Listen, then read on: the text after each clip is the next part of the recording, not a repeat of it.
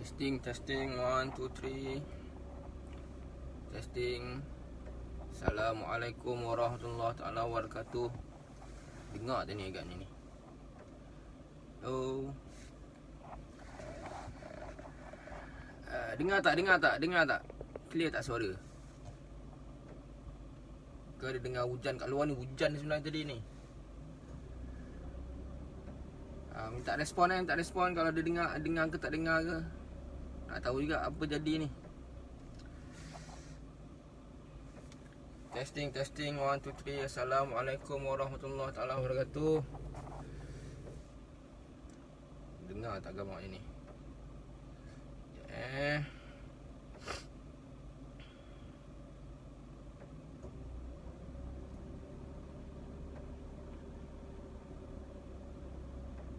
Hello, dengar tak? Dengar Okey, cun. Okey, Assalamualaikum warahmatullahi taala wabarakatuh. Dan selamat pagi kepada semua yang sama-sama dengan saya untuk mendengarkan sedikit celoteh pagi ini, insya-Allah. Saya berada dekat dalam kereta. Saya tak boleh buat live dekat dalam rumah sebab anak-anak saya dah bangun.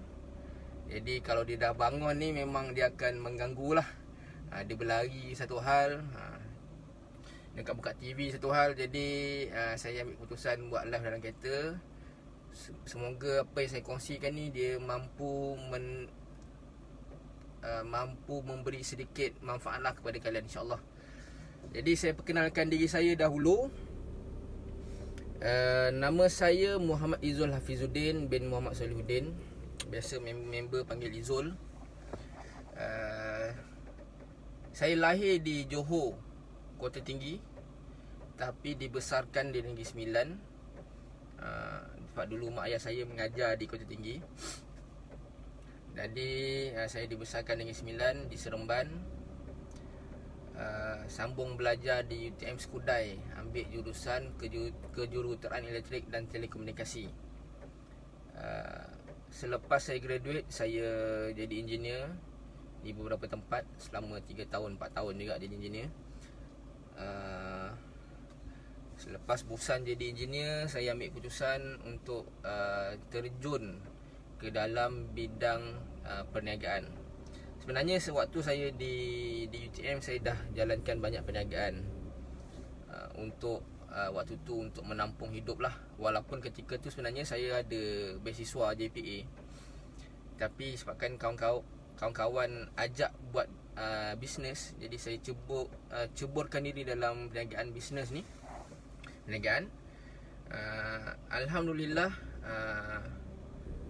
apa yang saya alami di UTM tu, belajar buat bisnes UTM, telah menjadi satu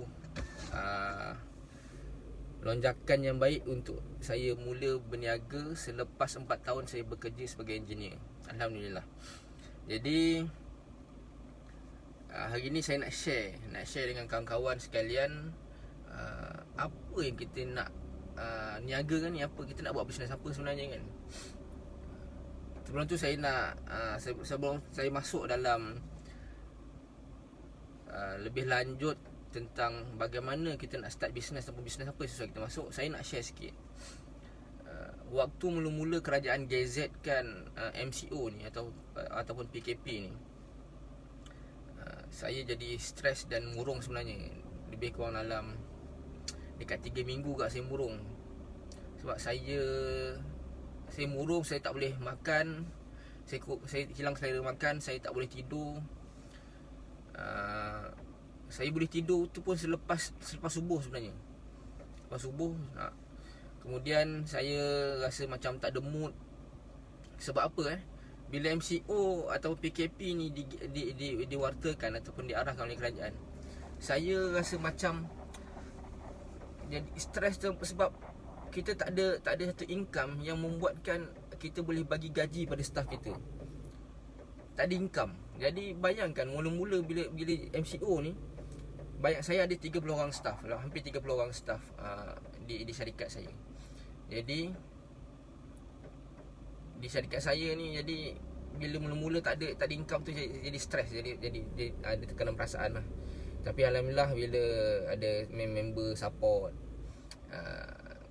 bagi-bagi nasihat. Lepas tu ada bila kerajaan umumkan dapat subsidi gaji untuk staff tu, saya jadi lega, jadi rasa relax je lah, rasa tenang. Tu sedikit gambaran lah. Dan kesan daripada MCO ni menyebabkan sekarang ni saya baru baca 2 hari lepas punya kenyataan dalam berita mengatakan hampir 2 juta orang hilang ataupun menganggur. Kesan daripada MCO. Jadi nak ceritakan MCO ni sebenarnya besar. Ekonomi krisis ni besar dan menyebabkan ramai orang hilang punca pendapatan, hilang gaji, gaji dipotong, ada anak-anak nak kena bagi makan, dan menyebabkan ramai orang seperti saya juga akan tertekan, baik di pihak majikan ataupun di pihak pekerja. Itu sedikit gambaran saya nak ceritakan kenapa saya nak share sikit apakah perniagaan yang sesuai untuk kita jalankan.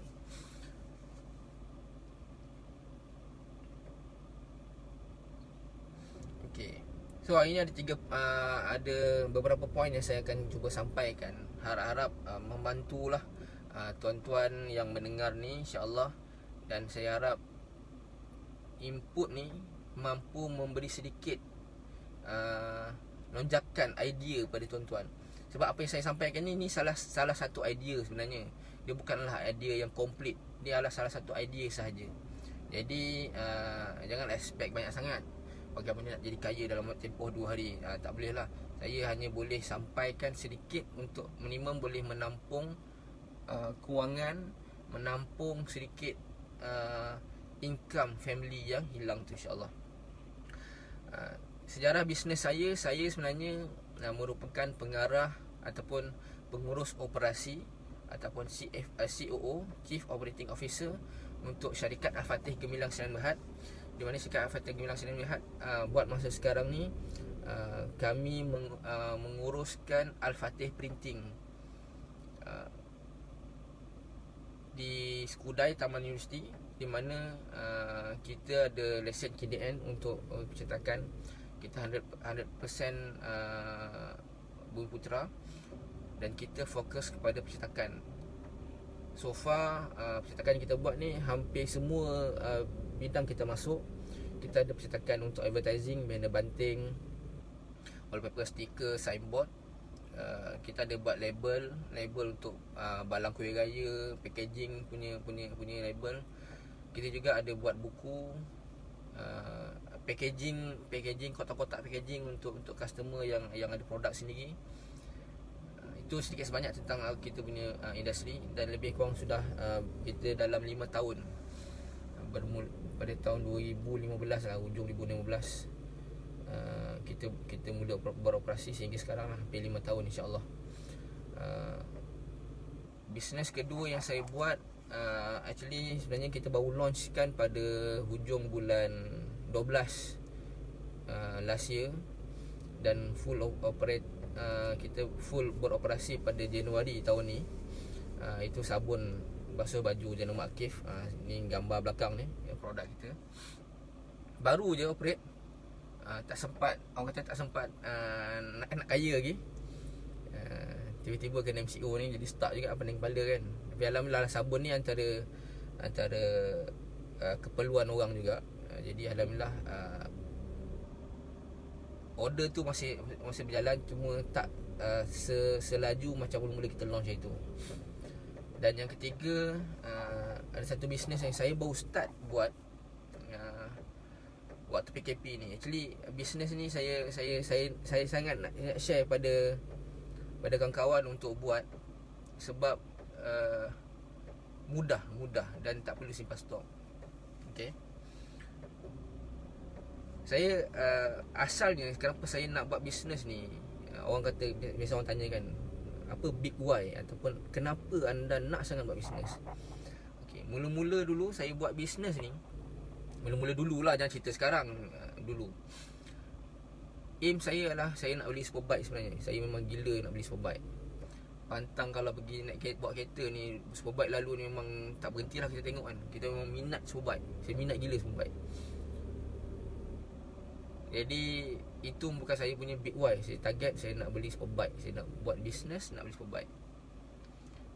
Tapi lama-lama tu bila umur tak nangis lah kita. Kali ni saya harap saya tak nangis lah. Walaupun saya buat luahan perasaan ni, saya tak nangis lah, insyaAllah. Okay. Bila berumur ni, bila rasa-rasa macam Superbike ni tak sesuai, sakit pinggang kan. Semalam saya travel pergi Bandar Penawar, pergi ada hantar barang kat Bandar Penawar. Travel naik motor juga semalam. Sakit pinggang kata. Kalau aku buat Superbike ni mungkin dah cabut punggung je kan. Tapi tak. Jadi niat saya dulu nak beli Superbike, saya batalkan lah. Jadi sekarang ni saya beli skuter besar je lah, lagi senang sikit. Skuter ni pun dari jauh nampak Superbike lah, tapi dekat-dekat ada skuter je lah. Jadi tak adalah laju sangat. Jadi kita rasa safety sikit lah. Walaupun kenderaan dua tayar ni dia tak selamat, tapi minimum kita tak adalah ambil motor yang laju untuk kita bergerak. Okay. Kedua, target saya buat bisnes ni dulu, aim saya adalah saya nak buat family saya pergi umrah. Saya nak buat family saya pergi umrah. Saya nak bawa isteri, anak-anak saya, mak ayah saya. Walaupun tak tercapai sekarang, actually sebenarnya hampir tercapai last year. Tapi disebabkan waktu tu wife saya mengandung, jadi trip tu cancel. Jadi dan wife saya bersalin lah pada hujung tahun lepas. Yang mana bulan yang sama sepatutnya saya dah daftar untuk pergi umrah, tapi akhirnya tak berjaya lah. InsyaAllah mungkin ada hikmah Allah Ta'ala nak bagi pada kita. Itu yang duit nak pergi umrah tu saya pakai buat bisnes baru. Jadi insyaAllah lah, moga-moga bisnes ni mampu menjanakan income saya untuk saya bawa family saya pergi umrah lah. Dan yang ketiga, kenapa saya buat bisnes ni adalah sebab saya nak sumbang untuk dakwah lah. Saya target untuk saya sumbang kepada jalan Allah SWT. Amal kita ni tak banyak, tapi yang kita harapkan adalah sumbangan kita ni, duit kita berlaburkan untuk dakwah, untuk bantu orang susah, menjadi asbab untuk kita masuk syurga Allah Ta'ala. Itu saya harapkan lah. Jadi walaupun saya tak boleh nak sumbang banyak, tapi minimum saya cuba untuk sumbang juga. Bisnes yang saya buat ni, saya sumbang untuk masjid. Ada masjid datang nak buat design, saya bagi design free pada masjid. Itulah yang saya boleh sumbangkan. Ada setengah NGO datang kat kita bagi print banner banting free. Sebab dia buat program dakwah, dia bukan program-program yang dapat income, tapi kita bantu macam tu untuk moga-moga duit yang yang untung saya buat bisnes ni, dakwah Islam ni atas sebar. Ini adalah 3 aim saya sebenarnya saya bila saya buat bisnes. Dan alhamdulillah, walaupun tak banyak sekarang, tapi saya dapat menyumbang lah sedikit, insyaAllah. Saya doa, saya minta sahabat lain doakanlah juga untuk pendekat saya. Semoga saya boleh menyumbang kepada jalan dakwah ni, insyaAllah. Dan ramai orang akan tertarik dengan Islam, insyaAllah. Okey, saya nak masuk kepada, sebelum saya ceritakan apa bisnes yang nak kena buat, saya nak buat satu naratif ataupun satu penceritaan supaya kawan-kawan faham. Bisnes ni ada banyak jenis sebenarnya. Ada sangat banyak. Pertama sekali, orang kata bisnes LEO. Bisnes LEO ni bisnes servis lah, cakap. Kau pandai cakap, kau boleh buat duit. Contoh macam tu. Contoh bisnes LEO ni yang mudah. Contoh, anda ada kemahiran bercakap untuk bagi talk, yang mana anda telah melalui banyak kursus, dan daripada kursus-kursus tu anda compile, anda buat pula satu modul baru anda punya, dan anda marketkan. Contoh cara antara bisnes-bisnes yang orang kata bisnes LEO ni, sekarang ni ada kursus Facebook ad, ada kursus untuk Google ad. Ni semua orang yang buat, dia tahu cara teknik dan dia ajar balik. Ni bisnes LEO cakap. Dia modal dia tak besar. Tapi modal tak besar ni maksud saya bukan kata tak ada modal. Modal tu ada. Sebab dia pergi kursus tu kena bayar. Tapi dan dia boleh start anytime. Once kita dah ada kepakaran, kita nak start anytime boleh. Okay, tu kursus perkhidmatan ataupun servis. Yang nombor 2 adalah pengilang. Pengilang macam-macam dah. Pengilang kereta, tayar, pengilang sabun, pengilang minyak wangi, pengilang orang yang producekan satu barang tu, tapi dia memakan modal sangat besar. Contoh sebab kilang ni dia perlu ada warehouse yang sangat besar. Kita tengok kilang-kilang banyak kan, dia perlu ada pekerja yang sangat ramai. Dia perlu ada mesin-mesin yang mahal, ataupun mesin yang up to date untuk dia produce barang dengan cepat. Dan dia kena jual barang tu dengan cepat juga. Dia kena ada satu sistem distribution yang sangat banyak. Dia tak boleh sekadar bergantung pada dia jadi kilang dan macam mana barang tak terjual. Dia kena ada sistem distribution dia sendiri. Dan modal untuk mulakan sebagai pengilang ni besar lah, bukan sedikit. Okey, nombor 3, pemborong. Pemborong ni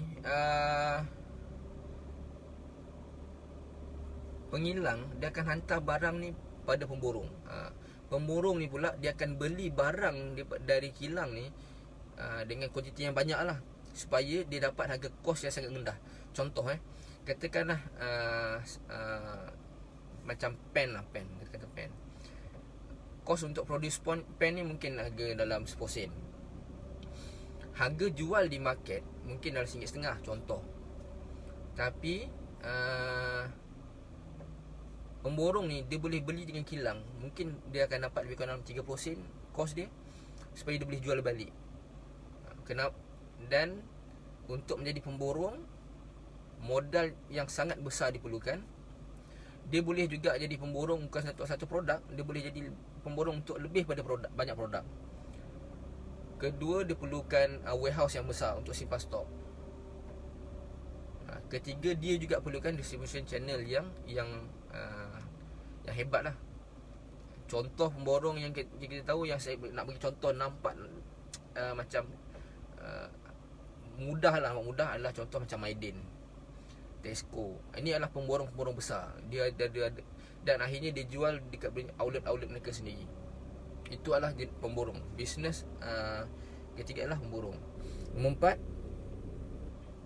Nombor 4 sekejap Okey, pekedai. Pekedai ni kita tengoklah macam kedai-kedai runcit, kedai-kedai runcit yang ada apa lagi, kedai-kedai runcit lah. Saya pun malah nak cerita panjang, orang dah nampak kedai runcit macam mana kan. Tu 4 bisnes yang biasa orang buat. Actually ada lagi. Dia ada sistem stokis, dia ada sistem agent, dan last sekali ada sistem dropship. Ini antara bisnes-bisnes yang kita boleh ceburkan lah. Okay. Saya masa mula-mula saya start bisnes printing ni dulu, saya mulakan bisnes printing ni tanpa modal. Orang tanya, boleh tak start bisnes tanpa modal? Kata boleh. Memang boleh. Start bisnes tanpa modal memang boleh. Memang ada. Dan saya start bisnes printing ni tanpa modal. Tak ada keluar modal pun sebenarnya. Apa yang saya buat adalah saya menjadi ejen ataupun ejen kepada syarikat-syarikat printing. Jadi contohlah, harga name card ni dekat pasaran dijual dengan harga RM20. Saya dapat dekat kedai printing tu sebagai ejen, saya dapat harga RM15 atau RM10. Jadi saya jual balik, saya dapat untung RM10. Saya mulakan dengan tu dahulu 5 tahun lepas. Tapi alhamdulillah, bila bisnes kita makin berkembang, ada orang berminat nak invest. Alhamdulillah saya dapat satu partner yang sangat baik lah, yang banyak bantu saya. Dia invest kat bisnes kita almost juta juga lah, almost juta. Dan alhamdulillah sehingga sekarang kita boleh survive lah. Banyak orang yang tak boleh survive waktu PKP ni sebab bisnes dia bila dia tak ada partner yang betul, ataupun tak ada income yang tak ada financial strong. Alhamdulillah saya dapat satu partner yang sangat banyak membantu. Masing-masing tengah susah sekarang, tapi dia banyak bantu idea untuk kita to survive sekarang lah, insyaAllah. Dan kawan-kawan banyak support lah bisnes printing saya pada mulanya, alhamdulillah. Dan alhamdulillah benda tu membuatkan saya boleh survive sehingga sekarang. Okay. Jadi pengalaman saya sebelum ni pula, pengalaman pahit saya pula, bisnes yang saya gunakan modal. Okay. Tips sekarang ni adalah, bila kita nak buat bisnes ni, kalau boleh jangan guna apa-apa modal pun. Dah lah kita tak ada gaji sekarang. Kita tak ada gaji. Gaji kita sikit. KWSP kita pun tak banyak. Kalau kita buat bisnes dengan modal yang besar, katakan bisnes kita tak ada, modal kita tersangkut ke situ. Kita akan jadi murung, kita mungkin boleh jadi gila pun sebenarnya. Jadi nasihat saya adalah cari bisnes yang tak payah guna modal pun. Cari bisnes tak payah guna modal. Jadi runner kan, macam kawan saya Mak Noh jadi runner. Dia kata untung sekarang ni jadi runner.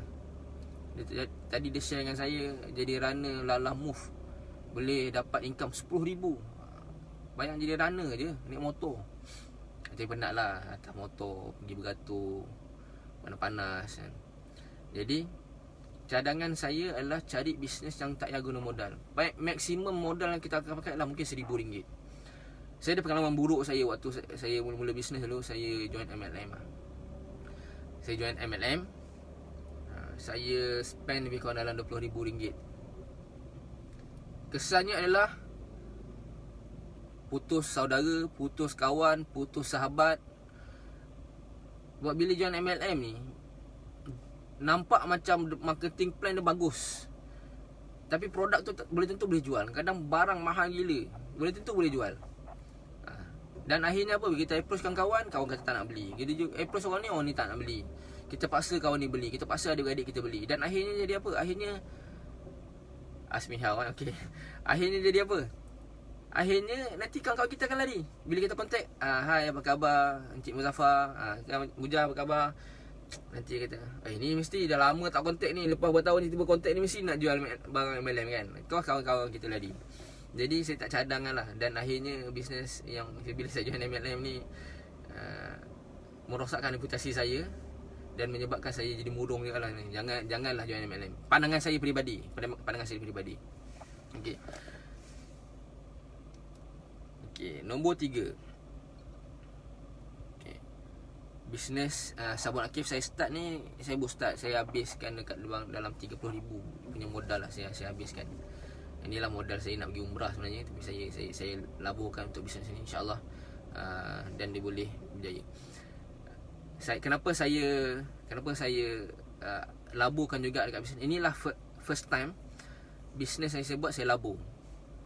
Bisnes saya buat sebelum ni saya tak pernah labur. Macam MLM tu, tu first time. Ini second time lah saya labur. Saya nak tengok macam mana dia punya penangan dia lah, penangan bisnes ni kan. Tapi insyaAllah dah nampak dia punya trend penaikan. Cuma perlu masa insyaAllah. Dia tak boleh jadi hari ni kita labur, besok kita jadi kaya kan. Jadi saya labur kat dalam 30,000. Saya pinjam ada sikit lah, pinjam duit mak saya untuk saya start bisnes ni. Untuk saya beli mesin, saya beli packaging, saya buat marketing. Dan insyaAllah akan ada dia punya kelebihan dia lah. Jangan lebur insyaAllah tak lebur. Bisnes insyaAllah lah, doa lah. Kalau kawan-kawan pun tolong beli sabun kita kan, memang tak lebur lah. Ni kata BMF, kata nak support member kan, jadi belilah sabun kita. Kita pun tak jual mahal, kita pun jual agak harga yang kompetitif lah price, insyaAllah. Bisnes yang keempat saya buat Along Tribe. Along Tribe ni Along ni sebab saya ni anak sulung, partner saya pun anak sulung. Jadi kita buat satu tribe. Tribe ni bagi kabilah. Jadi kabilah Along. Kita wujudkan bisnes ni untuk kita cater market dropship. Okey, tu nanti saya akan ceritakan kemudian. Ini antara bisnes yang saya buat tanpa modal. Jadi bisnes yang buat tanpa modal, kebanyakan ada modal atau tak ada modal ni, kita boleh tengok keadaan-keadaan dia. Nasihat saya pertama sekali untuk kawan-kawan yang nak mula bisnes ni, jangan keluar modal. Okey, ada bisnes yang modal sangat besar diperlukan. Contoh macam kilang tadi, jadi pemborong sangat besar. Bila modal kita dah keluar sangat besar, ada satu masalah yang kita akan hadapi lagi adalah masalah stok. Kita akan ada satu stok yang sangat banyak untuk kita simpan. Kita dah lah simpan, tak ada gudang, dah simpan kat rumah. Rumah ni adalah tempat kita berehat, beristeri rehat. Jadi kalau kita dapat berehat kat rumah bilik kita pun kita jadikan store untuk simpan barang. Dah tak praktikal lah sebenarnya bisnes tu. Dah tak praktikal. Mungkin permulaan okey, kalau stok tak banyak okey. Ni kalau stok banyak, satu bilik penuh dengan stok, dia akan jadi gangguan, dia akan jadi problem. Jadi tips nombor 2 saya adalah, pertama sekali tadi tanpa modal. Kedua adalah cari bisnes yang tak perlu simpan stok pun. Ada bisnes yang tak perlu simpan stok, ada sebenarnya. Contoh Kowe. Anda jadi ejen Kowe, anda tak perlu simpan stok pun. Kowe kan ada yang tinggi, ada yang pendek, ada rendah, macam-macam, berat pun ada kan. Tapi anda tak perlu simpan stok. Jadi apa anda buat? Anda jadi ejen, dan ada member nak pasang Kowe kat rumah. Anda buatkan pendaftaran dia, panggil teknisian datang, pasang tanpa simpan stok. Cuma kalau jadi ejen Kowe ni, anda kena daftar lah. Mungkin dalam 100-200, saya tak ingat. Saya tak tahu sebab saya bukan ejen. Saya dapat member saya. Jadi alhamdulillah, dengan jadi ejen Kowe pun boleh jadi kaya. Ada member saya dah pakai BMW, ada member saya dah pakai Merc. Jadi dengan jadi ejen saja. Tapi tu bukan hari ni jadi ejen, besok tu jadi kaya. Tak, dia ambil masa 2 tahun, 3 tahun dengan kesabaran. Tapi income tu dia nampak peningkatan dengan jadi ejen. Jadi kalau siapa yang nak jadi ejen, bolehlah contact member saya, Ismail, Anizan. InsyaAllah mereka boleh bantulah untuk dapat income.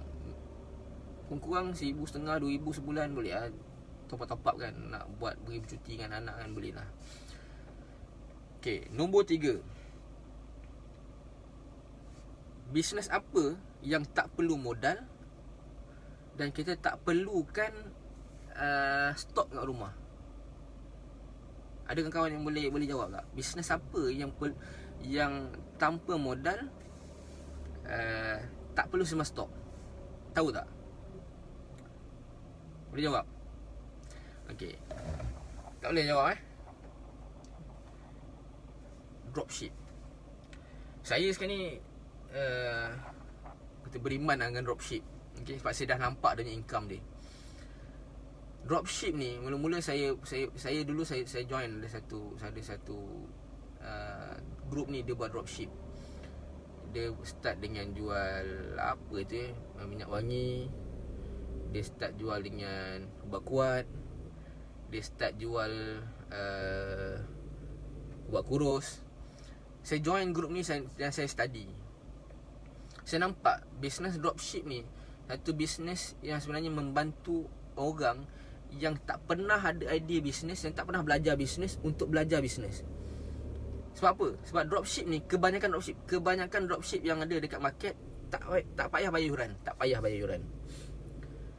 Kebanyakan dropship yang ada dekat market mampu memberi income untuk anda minimum lebih kurang dalam RM10, RM20.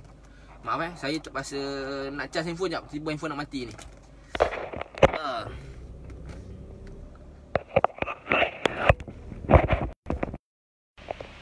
Okay, harap dengar lah Dropship ni saya join ni mampu bagi income tu satu produk kadang-kadang sampai RM10, RM20 satu barang. Kalau kita jual 10 barang dah 200. Jadi saya tengok dropship ni merupakan satu industri yang bagus untuk orang-orang yang baru nak mula bisnes ni untuk menjual.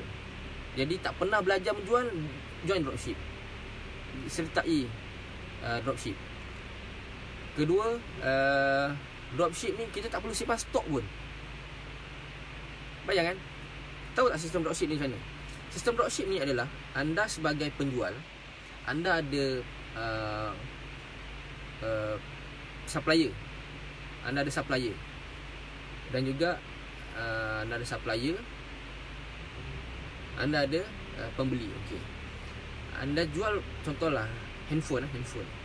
Anda jual handphone kepada pembeli dengan harga dengan keuntungan RM20. Katalah harga handphone tu dalam RM300. Ada bunyi noise alamak maaflah. Mana satu earphone dah habis bateri. Ni aircon kita aircon jap, kita aircon. Okey. Dengar tak bunyi aircon ke tak? Kalau tak ada okey. Katakanlah handphone ni harga RM300, anda beli daripada supplier.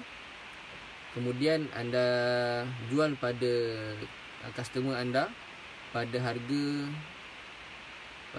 katalah 300.5, 400, anda untung RM100. RM300 anda pulangkan kepada supplier. dan supplier pula akan hantar barang tu pada customer. Anda dapat keuntungan RM100 satu barang anda jual tanpa anda simpan stok, dan supplier yang akan postkan barang tu pada pelanggan. Jadi banyak sekarang ni orang yang banyak peniaga yang menggunakan sistem dropship ni untuk membantu membantu orang di luar sana. Kenapa saya buat sistem dropship ni, atau saya salah seorang pembekal ataupun supplier pada dropship ni adalah saya nampak ramai kawan-kawan saya ni yang tak ada kemampuan untuk berniaga, tak ada kemampuan, malu. Even staff-staff saya pun waktu PKP ni berlaku, 2 minggu kedai saya tutup. Printing saya mesin banyak, macam mana bawa balik rumah? Macam mana nak buat nak buat bisnes work from home? Tak boleh. Jadi menyebabkan bisnes saya di stuck. Sampai saya dapat satu idea, saya jual hand sanitizer dan saya minta staff-staff saya jual. Bayangkan, kita ada staff yang pemalu, ada yang tak nak jumpa orang. Tapi dengan idea saya bagi buat dropship ataupun tolong jualkan saja, cari customer, tolong jual, kita postkan barang. Alhamdulillah, akhirnya ada yang staff-staff saya sendiri yang mampu menjual. Saya tak jangka pun sebenarnya dia boleh jual, dan akhirnya dia boleh jual dalam 10 botol, 20 botol. Okey lah, good start lah. Jadi saya nampak bisnes dropship ni adalah bisnes yang mampu membantu orang-orang di luar sana yang hilang mata pencarian. Sebab apa saya cakap? Sebab anda kalau nak mulakan perniagaan sekarang dengan income yang tak ada, susah. Anda nak mulakan perniagaan dengan anda tak tahu supplier mana, susah yang kedua. Anda nak mula perniagaan, lepas tu nak kena simpan stok pula, satu masalah lain, ruang tak ada. Jadi saya nampak sebenarnya sistem dropship yang ada kat market ni sangat banyak membantu usahawan-usahawan di luar sana. Sebab tu kenapa saya ending saya hari ni saya nak ceritakan adalah saya nak sarankan kawan-kawan kat luar sana, sistem dropship ni, bisnes melalui dropship ni, pertama sekali adalah bisnes tanpa modal. Kedua, bisnes yang tak perlu anda simpan stok yang banyak. Jadi ia memudahkan anda, keuntungan RM20, RM30. Jadi saya nak share yang apa yang kita tawarkan juga pada kita punya ejen dropship luar kita. Dalam Alung Tribe, kita punya group kita ada lebih kurang dalam 3 atau 4 produk. Pertama sekali, saya dropshipkan sabun Akif saya ni. Saya dropshipkan. Sebelum ni saya guna sistem ejen dan stokis. Okay, jadi sekarang ni saya buka satu lagi sebab ramai yang tanya, dan saya buka satu lagi untuk dropship. Nombor 2, saya dropshipkan iPhone terpakai, used iPhone, US punya model, US Hong Kong model, bukan model Cina lah.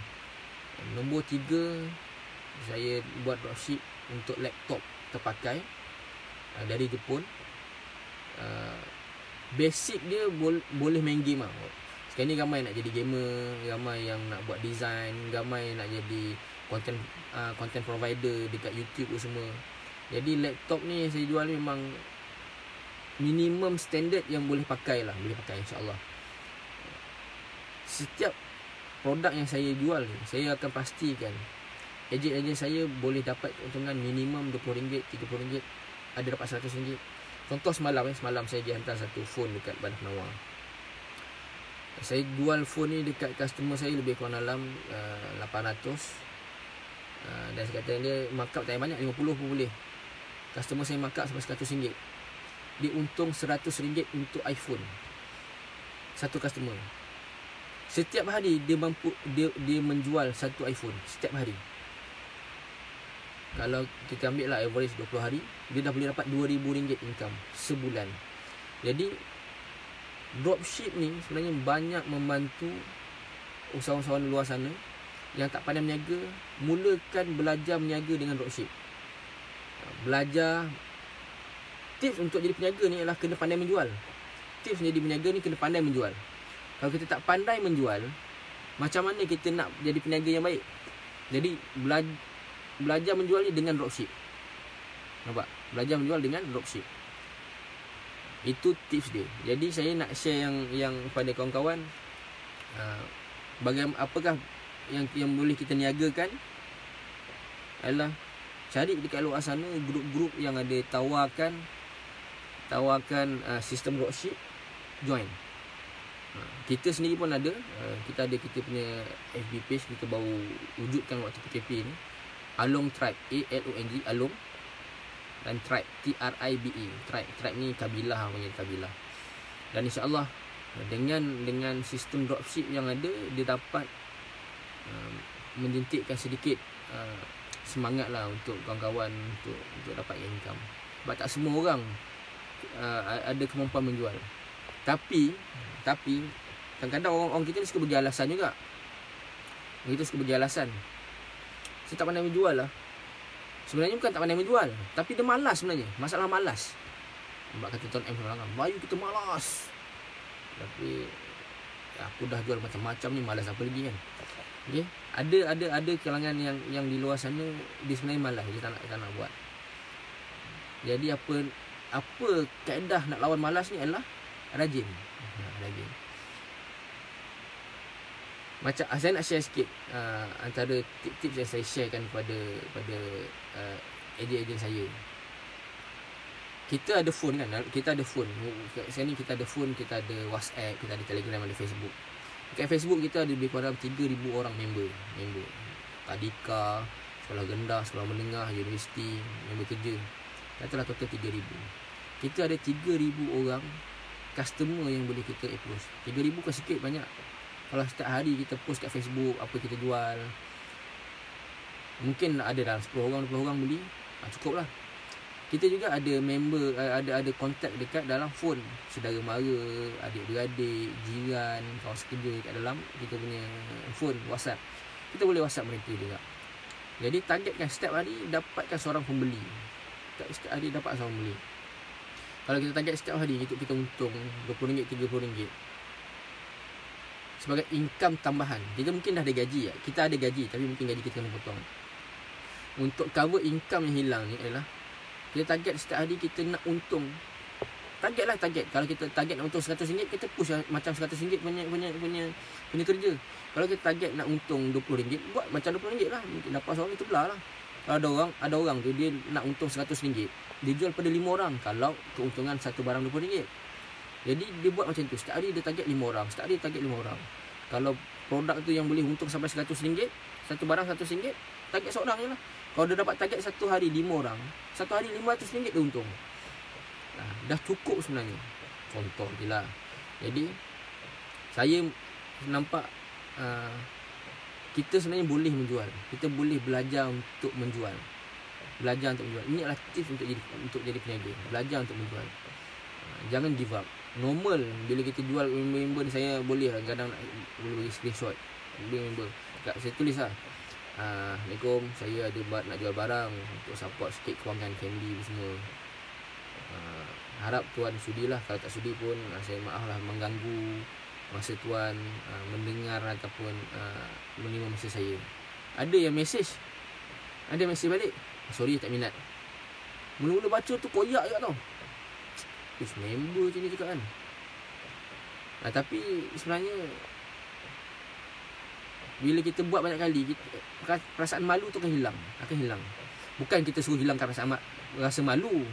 Kita ni hilang rasa malu untuk menjual. Kalau hilang rasa malu pasal maruah tu lain. Ni hilang rasa malu untuk menjual. Dan insya-Allah bila kita dapat satu income, first kali nak jual satu tu susah. Nak jual satu ni memang susah. Macam nak kahwin lah. Nak kahwin satu ni susah. Kahwin dua ni lagi susah. Tapi bila dapat 2, 3, 4 senang. Contoh je. Jangan ada yang kecam saya lah. Jadi bila dah berniaga ni, nak jual satu barang ni memang susah. Tapi bila dah dapat jual satu barang, nak jual 2, 3, lepas tu dah senang. Jadi tips dia adalah dapat jual satu dulu. Orang kata kalau bahasa mancing ni panggil kumpau. Dapat lesen kumpau, dapat lesen je, nak dapat ikan besar pun ni senang. Jadi kalau mula-mula orang mancing ni, dia janji dapat ikan kecil pun cukup lah. Kita dapat lesen dulu. Sama juga macam niaga ni. Macam niaga ni, kita dapat satu barang kita jual. Tak apalah, mungkin kita untung, sepatutnya kita untung 30-40 ringgit, kita untung 10 ringgit, tak apalah. Tapi nak pecah telur dulu, nak dapat lesen dulu. Dah dapat satu barang orang beli, lepas tu anda nak jual 5, 6, 10 pun tak ada masalah. Dia dah jadi senang, dia dah jadi mudah. Anda dah tahu tips. Nanti anda dah start, dah biasa jual 10-20 orang sehari. Nanti nak dapat 20-30 tu dia payah sikit. Dia bisnes macam tu. Dia nak dapat sale sebulan 100,000 susah. Mula-mula dulu. Lepas tu dia dah jadi senang. Okey. Nak dapat 200,000 susah. Dapat pecah tu dulu, nanti dia dah jadi senang. Jadi macam tu juga dalam bisnes. Dapat jual satu, settle. Lepas tu nak pecah masuk 20 barang, kena jual sampai dapat 20, pecahkan dulu 20. Baru dapat dekat 30, 40, 40, 50 macam tu. Jadi itu sedikit lah share. Saya nak share kan pada kawan-kawan. Tu cakap nak jual satu barang susah, nak kahwin satu ni susah. Nanti dah kahwin senang juga yang lain kan. Jadi itu sedikit tips yang saya boleh share lah pada kawan-kawan yang kat luar tu. Saya nak ulang balik. Boleh tak start bisnes tanpa modal? Jawapan dia boleh. Nombor 2, boleh tak kita buat bisnes tanpa simpan stok? Jawapannya adalah boleh. Nombor 3, apakah bisnes yang kita boleh start tanpa modal dan tanpa simpan stok? Jawapannya adalah dropship. Jadi 3 poin saya ini saya nak share pada anda adalah jangan malu untuk mula berniaga. Hilang rasa malu. Hilangkan perasaan malu tu, dan insya-Allah bila anda dapat sedikit income tambahan daripada perniagaan ni, anda akan rasa nikmat. Oh, ada open Q&A Okey, kejap. Saya nak share satu lagi. Saya sebelum ni sebelum PKP ni, saya ada buat satu projek. Projek ni tak banyak pun, saya untung dalam RM1,000. Duit yang saya dapat RM1,000 ni saya tak simpan pun sebenarnya. Saya tak simpan. Apa saya buat? Saya belanja anak-anak dan isteri saya. Kami pergi bercuti. Cuti dekat-dekat je. Kami pergi PD kot. Pergi PD, duduk kat hotel, mandi laut. Bukan mandi laut lah, mandi dekat area pantai. Bawa pergi makan, bawa pergi bercuti. Apa yang saya nak share kat sini adalah bila kita dapat satu untung bisnes ni, kita jangan simpan sendiri lah. Bagi family kita rasa nikmat bisnes kita dapat ni. Itu yang saya buat. Bila saya dapat untung sikit, ada komisen lebih sikit saya dapat, saya tak simpan. Ada saya simpan. Ada yang saya labur balik pada bisnes. Tapi kebanyakannya saya akan belanja anak-anak dan isteri saya untuk bagi diorang rasa happy. Jadi inilah antara aim kita bila kita buat bisnes ni. Kita nak family dengan anak kita jadi happy. Tapi dia bermula tu bukan lepas kita dapat untung RM1,000. Tak. Dia mula dengan kita dapat untung RM10. Kalau kita dapat untung RM10 pun tak apalah. Pergi beli aiskrim tu bagi anak. Cakap anak-anak, ni yang ayah untung niaga ini, ambil lah makan. Bila kita tengok anak-anak kita suka apa kita beli, isteri kita suka apa kita beli, dan mereka takkan halang untuk kita buat bisnes. InsyaAllah tak akan halang. Itulah saya nak share sikit. Jadi dapat duit tu, belanjalah family. Ada suruh open pada Q&A. Okey, ada soalan nak tanya? Ada soalan nak tanya? Saya boleh jawab lah. Tapi janganlah tanya bagaimana nak kahwin dua. Saya tak tahu sebab saya masih sayang pada isteri saya. Saya setia pada satu. Okay, isteri saya perfect. Okay. Jadi ada soalan nak tanya? Ada nikmat rezeki kongsi KFC. KFC ni sebenarnya satu memori yang indah untuk saya. 4 tahun lepas, 5 tahun lepas, saya raya pertama ni saya tak dapat balik kampung. Jadi lepas main raya tu saya pergi semayang. Saya pergi makan KFC lah dengan anak-anak dan isteri saya. Jadi orang lain makan lemang, saya makan KFC je. Okey, ada soalan tak? Tak ada soalan, saya tutup. Cepat, yang tanya ni ada soalan ke? Ahmad Nur Mumpangat, tak puas dengar Q&A. Okey, apa ini dari Q&A ni? Cepat tanya, apa nak tanya ni? Cepat. Tak ada Tak ada nak tanya apa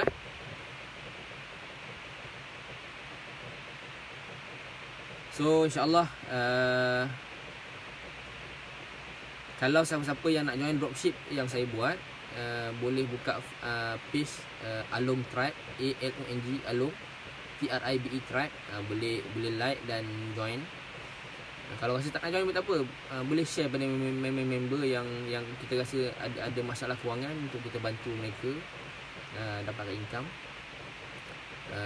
Saya juga ada jual sabun Akif ni, sabun bersih baju. Sabun ni dia packaging soft, plastik macam ni. 2 liter, 2 kilo lah sebenarnya lebih kurang. Wangi bau dia insyaAllah. Boleh try lah insyaAllah mana satu. Sebelum ni saya ada letak kat kedai-kedai sekitar Johor Bahru. Cuma lepas ni saya dah tak ada staff yang untuk uruskan hantar barang ni ke kedai. Saya akan tarik balik barang-barang kat kedai. Saya akan banyak fokus jual ke online lah. Sepanjang tempoh PKP ni saya produk saya banyak habis dekat Shopee lah. Almost setiap hari saya akan post barang. Kotak, 2 kotak, ada sampai 5 kotak pun saya dah post. Jadi harga sabun ni tak mahal lah, RM15.50. Kalau beli 2, RM30 lah, dalam dapat 4 kilo. Saya jamin insyaAllah wangi. So tak ada tanya apa lagi. Jadi kalau tak ada yang tanya, insyaAllah saya harap perkongsian saya ni mampu memberi sedikit manfaat pada tuan-tuan yang dengar. Dan saya harap juga tuan-tuan sampaikanlah pada kawan-kawan yang lain yang ada masalah kewangan ni, hilang semua pendapatan, untuk buat bisnes dropship. Kat luar sana banyak sebenarnya yang boleh buat bisnes dropship. Ada yang untung RM10, ada untung RM2, ada untung RM3. Jadi insyaAllah saya harapkan perkongsian saya ni disebar-sebarkan. Saya tak nak lama-lama sangat, kan bateri nak habis pun sebenarnya. Jadi saya harap tuan-tuan sepanjang tempoh PKP ni tenang-tenang fikiran. Kita pun dah masuk 10 malam terakhir Ramadan, dan doa-doakanlah insyaAllah Allah memudahkan hidup kita, Allah bagi kita limpahan rezeki yang halal insyaAllah. Saya juga harap di 10 hari Ramadan ni doakan sekali insyaAllah, semoga saya boleh menyumbang untuk agama Allah Ta'ala. Kalau saya kaya, bukan kalau lah, saya dapat menyumbang banyak lagi untuk dakwah. Dan dengan sumbangan saya ni, orang lain ramai tertarik dengan Islam, memperjuangkan agama Allah Ta'ala. Dan juga saya harapkan kawan-kawan yang ada kat luar untuk support lah bisnes member yang ada, especially BMF lah, Buy Muslim produk, Buy Muslim First. Jadi insyaAllah dengan kita Buy Muslim First ni, kita dapat membangunkan ekonomi umat sebenarnya. Antaranya sabun, ada kawan kita jual makanan, support. Kita kena ingat yang kalau kita sendiri tak support bisnes orang Muslim, siapa lagi nak support? Jadi insyaAllah saya harap kawan-kawan pun ada satu inisiatif untuk support. Inilah jihad kita sebenarnya, jihad kita untuk umat ini. Dan saya harap kita support lah bisnes orang Islam itu. Dan insyaAllah jika orang Islam kaya, orang Islam mampu untuk memberi zakat yang sangat besar dan infak yang besar insyaAllah. Wallahu alam, aku lu qauli hadza, astaghfirullah li wa lakum. Jadi saya dengan ini mengakhiri celoteh pagi saya dengan Assalamualaikum warahmatullahi taala wabarakatuh.